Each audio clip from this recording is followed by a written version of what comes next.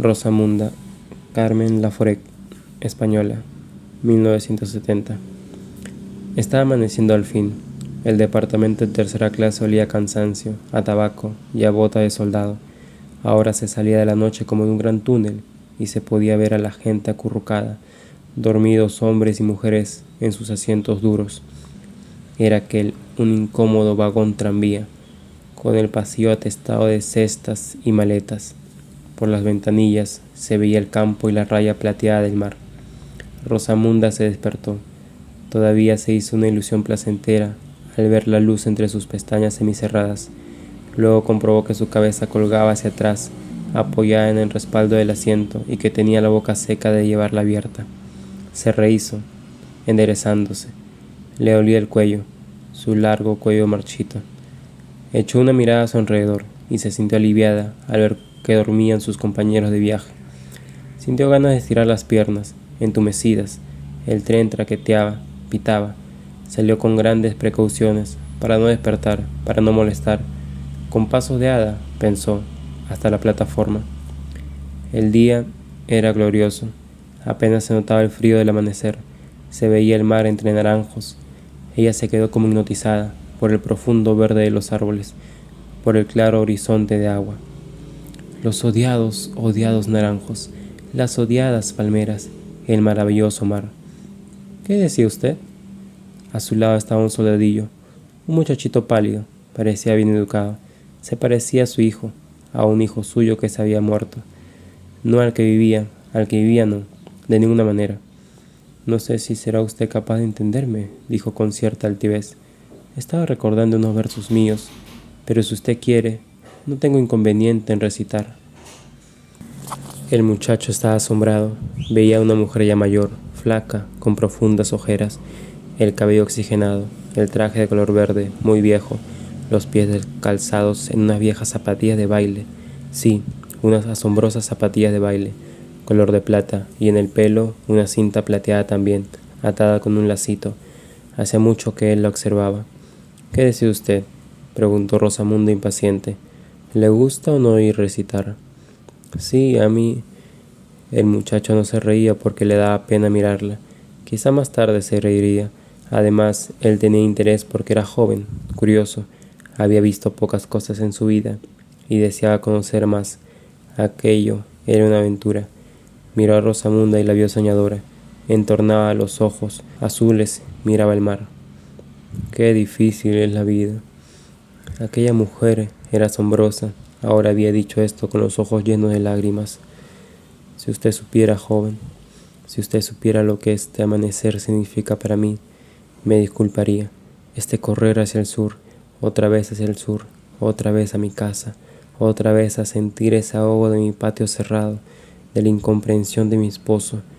No se sonríe usted, hijo mío. Usted no sabe nada de lo que puede ser la vida de una mujer como yo. Ese tormento infinito. Usted dirá que por qué le cuento todo esto, porque tengo ganas de hacer confidencias. Yo, que soy de naturaleza reservada, pues, porque ahora mismo, al hablarle, me he dado cuenta de que tiene usted corazón y sentimiento, y porque esto es mi confesión. Porque después de usted me espera, como quien dice, la tumba. El no poder hablar ya a ningún ser humano que me entienda. Se cayó, cansada quizá. Por un momento, el tren corría. El aire se iba haciendo cálido, dorado. Amenazaba un día terrible de calor. Voy a empezar a usted mi historia, pues creo que le interesa. Sí, figúrese usted una joven rubia, de grandes ojos azules, una joven apasionada por el arte. De nombre Rosamunda. Rosamunda, ¿ha oído? Digo que sí ha oído mi nombre. ¿Y qué le parece? El soldado se ruborizó ante el tono imperioso. Me parece bien. Rosamunda. Continuó ella un poco vacilante. Su verdadero nombre era Felisa, pero no se sabe por qué. Lo aborrecía. En su interior siempre había sido Rosamunda. Desde los tiempos de su adolescencia, aquel Rosamunda se había convertido en la fórmula mágica que la salvaba de la estrechez de su casa, de la monotonía de sus horas. Aquel Rosamunda convirtió al novio safio y colorado en un príncipe de leyenda. Rosamunda era para ella un hombre amado, de calidades exquisitas. Pero ¿para qué explicar al joven tantas cosas? Rosamunda tenía un gran talento dramático.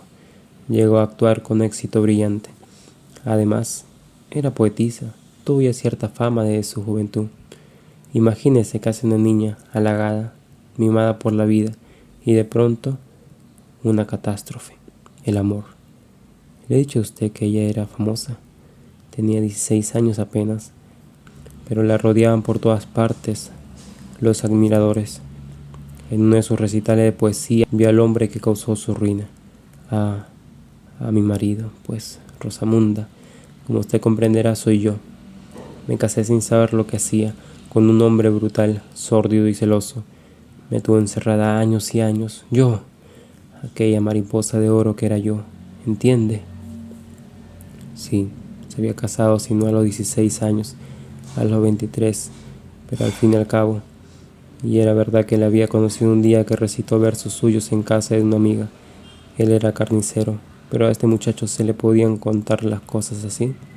Lo cierto era que el sufrimiento suyo, de tantos años, no había podido ni recitar un solo verso, ni aludir a sus pasados éxitos quizás inventados, ya que no se acordaba bien, pero su mismo hijo solía decirle que se volvería loca de pensar y llorar tanto. Era peor esto que las palizas y los gritos de él cuando llegaba borracho. No tuvo a nadie más que al hijo aquel, porque las hijas fueron descaradas y necias, y se reían de ella, y el otro hijo igual que su marido, intentando hasta encerrarla. Tuvo un hijo único, un solo hijo, ¿se da cuenta? Le puse Floricel. Crecía delgadito, pálido, así como usted. Por eso quizá le cuento a usted estas cosas. Yo le contaba mi magnífica vida anterior. Solo él sabía que conservaba un traje de gasa, todos mis collares, y él me escuchaba, como usted ahora, embobado. Rosamunda sonrió. Sí, el joven le escuchaba absorto. Este hijo se me murió. Yo no le pude resistir. Él era el único que mataba aquella casa. Tuve un arranque, cogí mis maletas y me volví a la gran ciudad de mi juventud y de mis éxitos. Ay, he pasado unos días maravillosos y amargos. Fui acogida con entusiasmo, aclamada de nuevo por el público, de nuevo adorada. Comprende mi tragedia, porque mi marido, al enterarse de esto, empezó a escribirme cartas tristes y desgarradoras. No podía vivir sin mí, no puede, el pobre. Además, es el padre de Floricel, y en el recuerdo del hijo perdido estaba en el fondo de todos mis triunfos, amargándome. El muchacho veía animarse por momentos aquella figura flaca y estrafalaria que era la mujer. Habló mucho, evocó un hotel fantástico, el lujo derrochado en el teatro el día de su reaparición, evocó ovaciones delirantes y su propia figura, una figura de Silfide cansada, recibiéndolas. Y sin embargo ahora vuelvo a mi deber, repartí mi fortuna entre los pobres, y vuelvo al lado de mi marido como quien va a un sepulcro. Rosamunda volvió a quedarse triste, sus pendientes eran largos, baratos, la brisa los hacía ondular, se sintió desdichada, muy gran dama. Había olvidado aquellos terribles días sin pan en la ciudad grande, las burlas de sus amistades ante su traje de gasa, sus avalorios y sus proyectos fantásticos. Había olvidado aquel largo comedor con mesas de pino cepillado, donde había comido el pan de los pobres entre mendigos de broncas toses.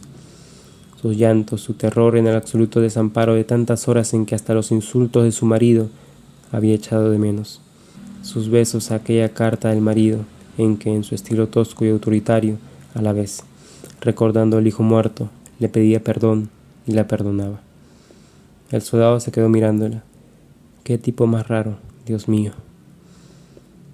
No cabía duda de que estaba loca, la pobre. Ahora le sonreía, le faltaban 2 dientes. El tren se había detenido en una estación del camino. Era la hora del desayuno. De la fonda de la estación venía un olor apetitoso. Rosamunda miraba hacia los vendedores de rosquillas. ¿Me permite usted convidarla, señora? En la mente del soldadito empezaba a insinuarse una divertida historia. Y si contara a sus amigos que había encontrado en el tren una mujer estupenda y que... ¿Convidarme? Muy bien, joven. Quizás sea la última persona que me convide. Y no me trate con tanto respeto, por favor. Puede usted llamarme Rosamunda. No he de enfadarme por eso.